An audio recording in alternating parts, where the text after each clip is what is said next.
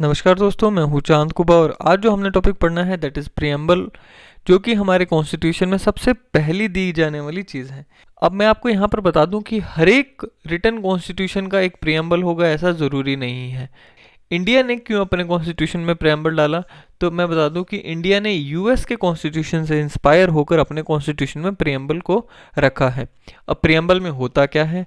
Preamble contains summary and philosophy of Indian constitution, यानी कि हमें अगर ये पता लगाना है कि इंडिया के जो 1 से लेकर 395 जो आर्टिकल्स लिखे हुए हैं, तकरीबन तकरीबन जो 400 के आसपास आर्टिकल हैं, इनमें क्या लिखा है, तो हमें उन 400-500 आर्टिकल्स को पढ़ने की ज़रूरत नहीं है। अगर हम प्रियम्बल पढ़ लेते हैं तो हमें ये समरी मिल जाती है कि हमारे संविधान में लिखा क्या हुआ है।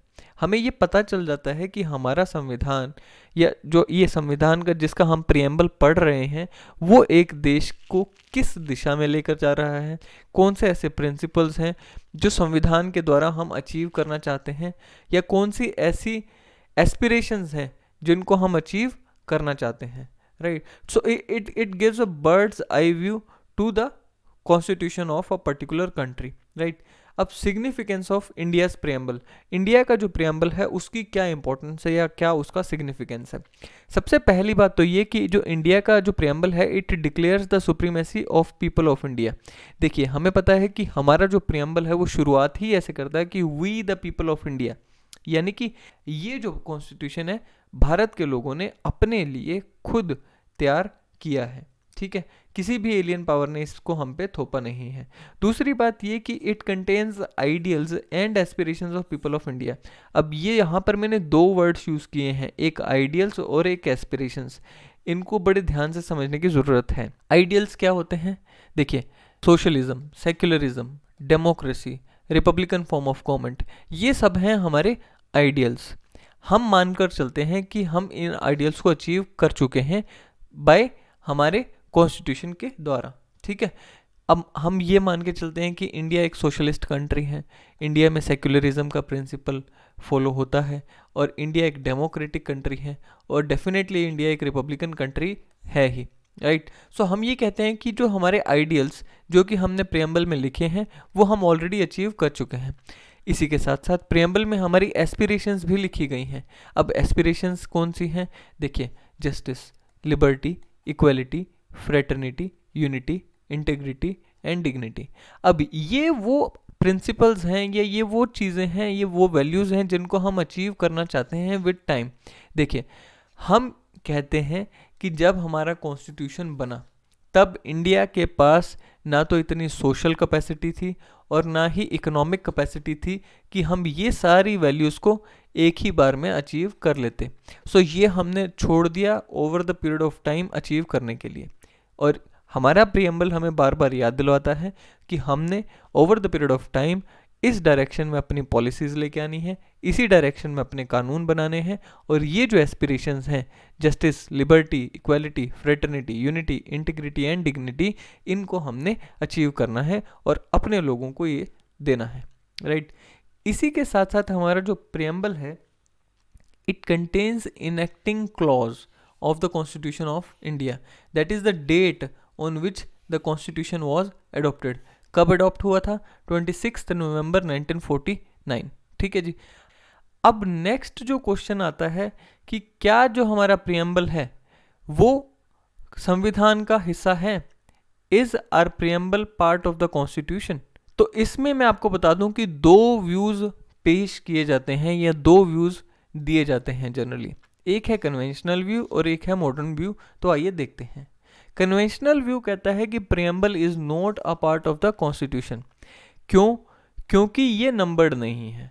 देखिए, हम कहते हैं कि आर्टिकल्स जो हैं, आर्टिकल 1 to आर्टिकल 395, इनको हमने नंबरिंग दी हुई है, पर प्रियम्बल के केस में ऐसा नहीं है। सो जो नंबरिंग दी गई चीज़ें हैं वो हमारे कॉन्स्टिट्यूशन का हिस्सा हैं, और जिस पे नंबरिंग नहीं है वो कॉन्स्टिट्यूशन का हिस्सा नहीं है।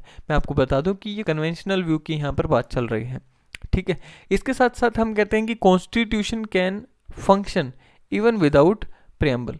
यानी कि हम एक आर्टिकल हटा दें तो वहाँ पर कन्फ्यूजन हो जाएगी, लेकिन अगर हम प्रियम्बल को हटा दें तो वहाँ पर कोई कन्फ्यूजन नहीं होगी और प्रियम्बल के बिना भी कॉन्स्टिट्यूशन या इंडिया का संविधान काम करता रहेगा। इसके अलावा और क्या बात करी गई, देखिए सुप्रीम कोर्ट ने इन रे बेरूबेरी केस था 1960 का, उसमें ये कहा था कि प्रियम्बल संविधान का हिस्सा नहीं है। पर हमें ये भी पता है कि supreme court time to time अपनी ही दी गई जजमेंट्स को रिव्यू करता है। सो 1973 की जो जजमेंट है, केशव नंद भारती की जो जजमेंट है, वहाँ पर सुप्रीम कोर्ट ने अपने प्रीवियस इन रे बेरूबेरी वाले व्यू को अपने को रिव्यू किया और फिर कहा कि प्रियम्बल जो है कॉन्स्टिट्यूशन का हिस्सा है। अब मॉडर्न व्यू यही है कि preamble is part of constitution. आइए इसको भी देख लेते हैं। ऐसा क्यों कहा जाता है कि प्रियम्बल जो है कॉन्स्टिट्यूशन का हिस्सा है? क्योंकि it was adopted in the same manner as other provisions of the constitution. इसका मतलब ये कि जिस तरह से हमारे बाकी के आर्टिकल्स हैं, आर्टिकल्स के ऊपर डिस्कशन हुआ, उनके ऊपर वोटिंग हुआ, उसी तरह से हमारे प्रियम्बल के ऊपर भी डिस्कशन हुआ और वोटिंग हुआ और फिर उसको अडॉप्ट किया गया।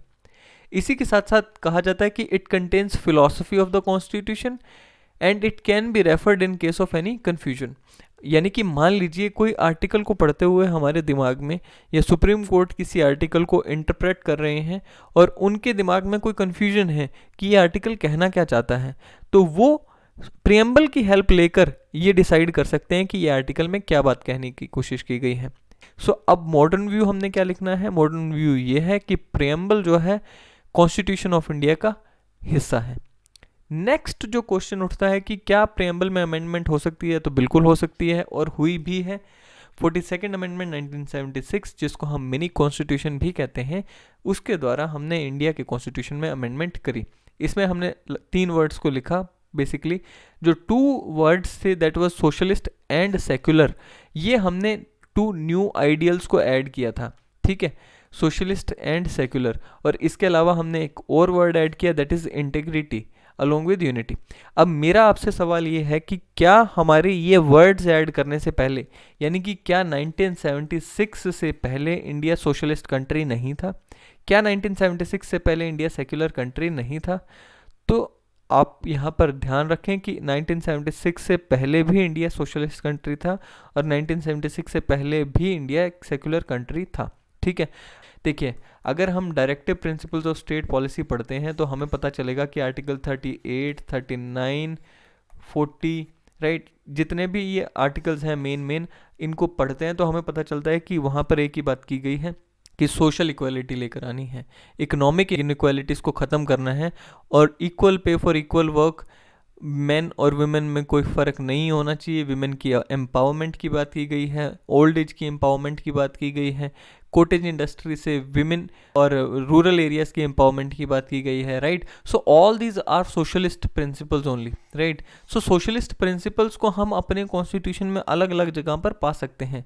बस ये वर्ड ऐड करना हमने ज़रूरी समझा 1976 में, तो हमने ये ऐड कर दिया। It was due to political contingencies, right. दूसरी बात सेकुलरिज्म। अब देखिए, जब आप कॉन्स्टिट्यूशन का आर्टिकल 15, 16 या फिर 25 to 28 को पढ़ते हैं तो हमें समझ आ जाता है कि हमारा जो कॉन्स्टिट्यूशन है वो शुरू से ही सेक्युलर है, ठीक है। आर्टिकल 15 में हमने सरकारों को या हमारी गवर्नमेंट्स को प्रोहिबिट किया है कि किसी के साथ भी धर्म के नाम पर कोई किसी प्रकार की डिस्क्रिमिनेशन सरकार नहीं कर सकती। इसी तरह से 16 में हमने लिखा है कि जब सरकार को जॉब प्रोवाइड करना होगा तब सरकार किसी के साथ भी धर्म के नाम पे डिस्क्रिमिनेशन नहीं कर सकती। आर्टिकल 25 से 28 में कॉन्स्टिट्यूशन ने हर एक व्यक्ति को अपने धर्म को पालन करने का, अपने धर्म को प्रैक्टिस करने का, प्रीच करने का फ्रीडम दिया है, राइट। आप उसमें ट्रस्ट भी इस्टेब्लिश कर सकते हैं, आपके ऊपर कोई धर्म के नाम पर सरकार टैक्स भी नहीं लगा सकती, ऐसा हमारे कॉन्स्टिट्यूशन में ही लिख दिया गया है, राइट। सो इन सब चीज़ों को पढ़कर हमें पता चलता है कि हमारा जो कॉन्स्टिट्यूशन है वो शुरू से ही सेक्युलर है और शुरू से ही सोशलिस्ट है। ऑल्दो हमने 1976 में 42nd अमेंडमेंट से ये दोनों वर्ड्स को ऐड किया है, ठीक है।